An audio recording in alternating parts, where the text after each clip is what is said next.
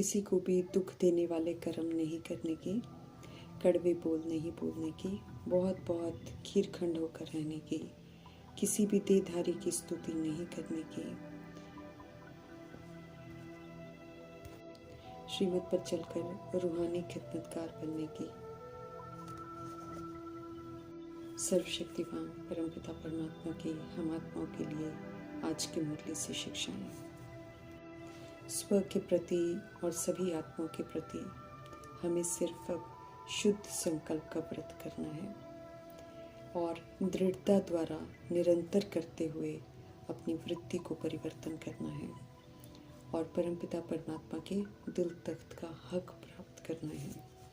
स्पष्ट करते हैं वरदाता परमपिता परमात्मा कि बाप दादा का दिल तख्त इतना पवित्र है जो उस तख्त पर सिर्फ और सिर्फ पवित्र आत्माएं ही हक प्राप्त कर सकती हैं।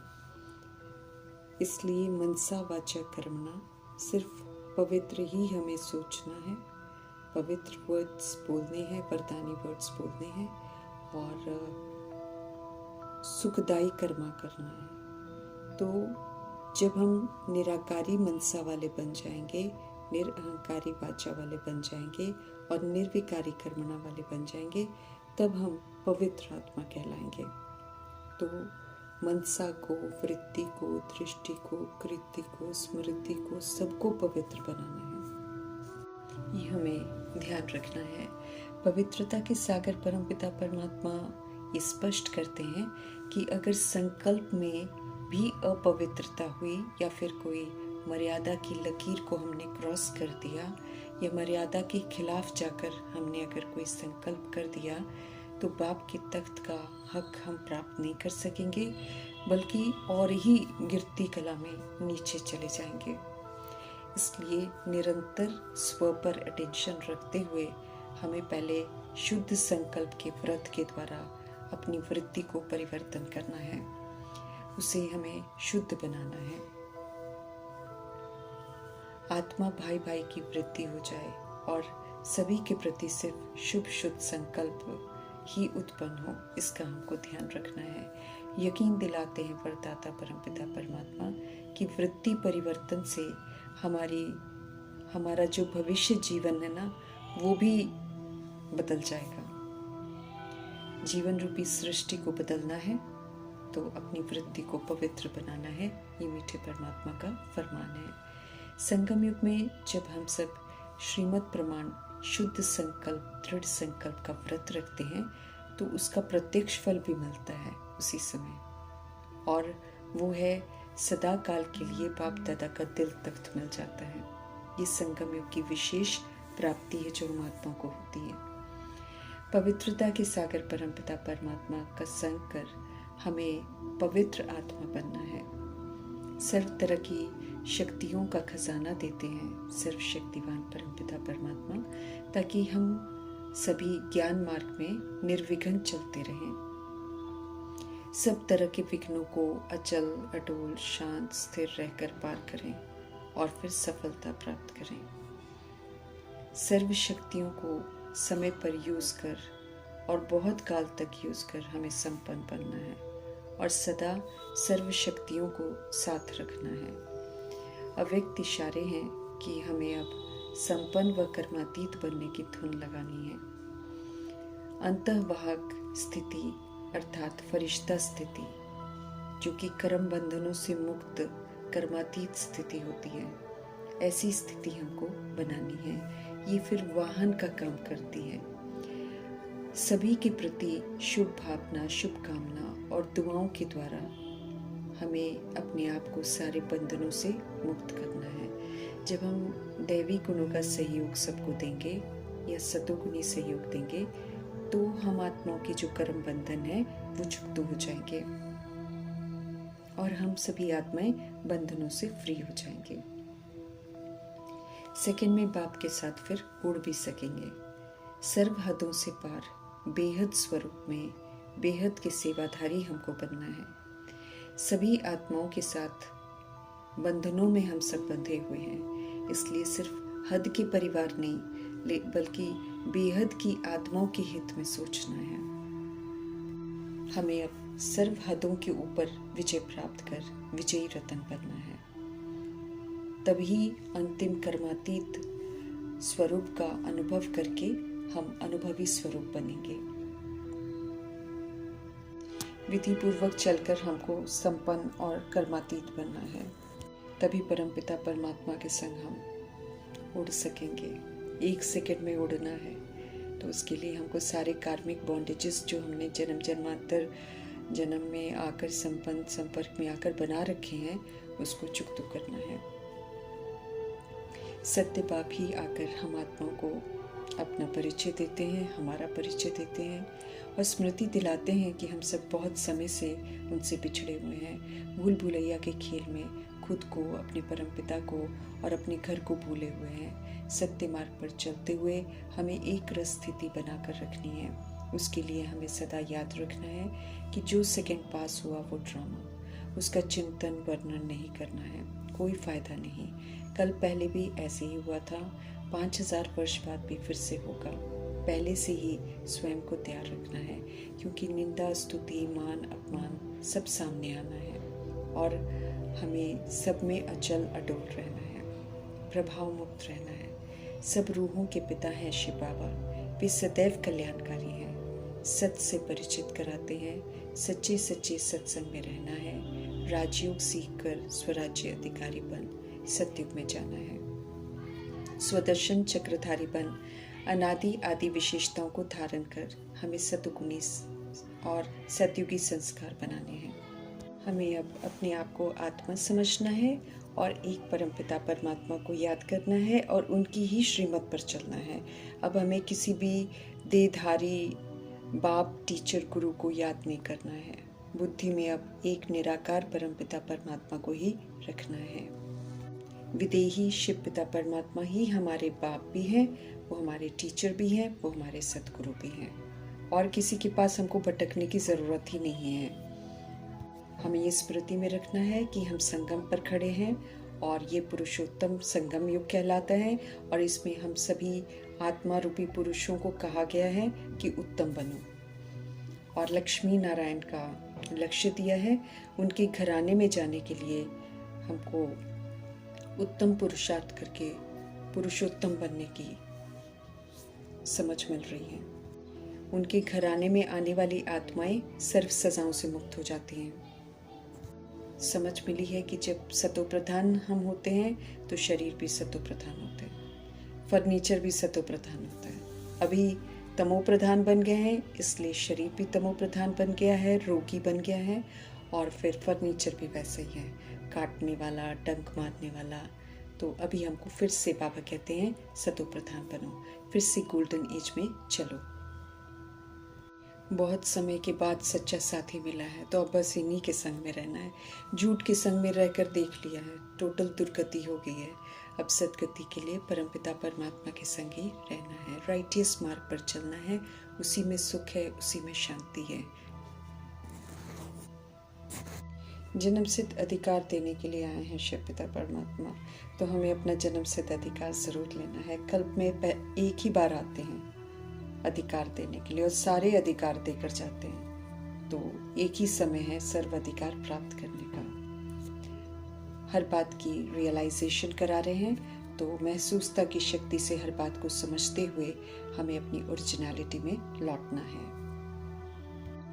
मनुष्य को देवता, कंकाल को सिरताज बनाने वाले शिव पिता परमात्मा हम आत्माओं को चरित्र की जो गरीबी आ गई है उससे बाहर निकालते हैं और फिर से चरित्रवान दैवी गुणों वाला बना रहे हैं। गृहस्थ में रहते हुए भी ईश्वरीय मर्यादाओं में पूरा चलना है, तब फिर अच्छा मर्तबा प्राप्त कर सकते हैं।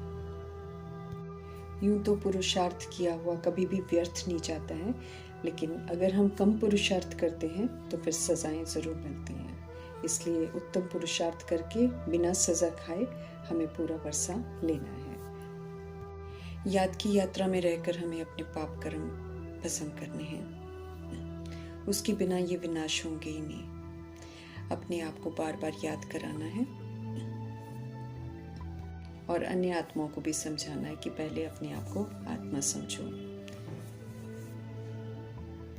देहधारी गुरु दैहिक धर्म स्थापन करते हैं और कोई भी गुरु ऐसा नहीं है जो ज्योति ज्योत समा जाता है, सब पुनर्जन्म में आते रहते हैं। सत्य धर्म की स्थापना, आदि सनातन देवी देवता धर्म की जो स्थापना है वो तो शिव पिता परमात्मा ही करते हैं। और उस धर्म में जाने के लिए फिर आत्मा को संपूर्ण पवित्र भी बनना पड़ता है और फिर क्वालिफाई भी करना पड़ता है, विकारों पर संपूर्ण जीत प्राप्त करनी पड़ती है और सारे गुणों से संपन्न बनना पड़ता है।